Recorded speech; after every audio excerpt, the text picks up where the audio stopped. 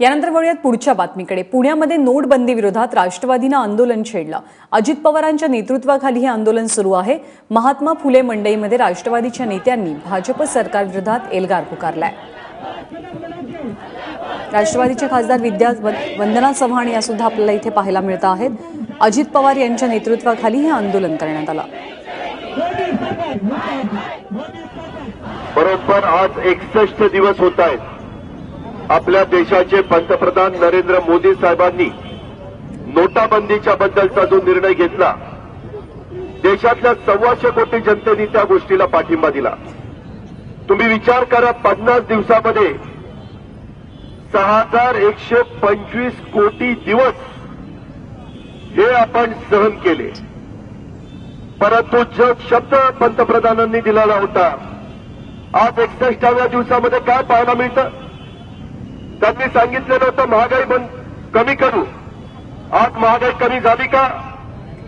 त्यांनी सांगितलं होतं काळा पैसा बाहेर काढू। आज काळा पैसा बाहेर निघाला का? एवढ्या मोठ्या प्रमाणावर नोटा बंद करत असताना 86% चलन हे बाजूला गेलं।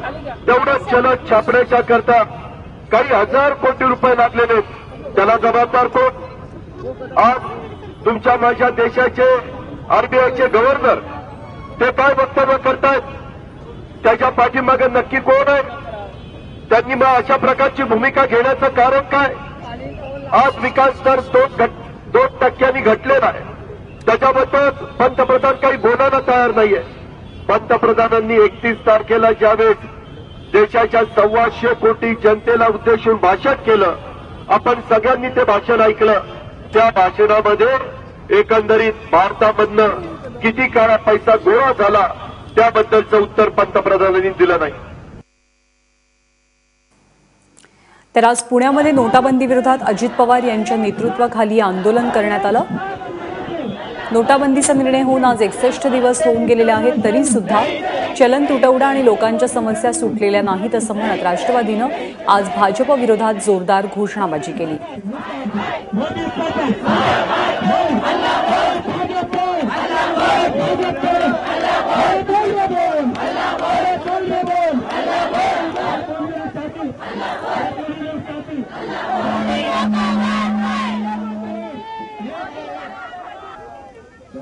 तर अजित पवार यांच्या नेतृत्वाखाली आज पुण्यामध्ये नोटाबंदी विरोधात जोरदार आंदोलन छेडण्यात आलं। राष्ट्रवादीच्या राज्यसभेच्या खासदार वंदना चव्हाण देखील यावेळेला उपस्थित होत्या। मोदी सरकारचा निषेध, भाजप सरकारचा निषेध यावेळी बोलताना अजित पवारांनी केला।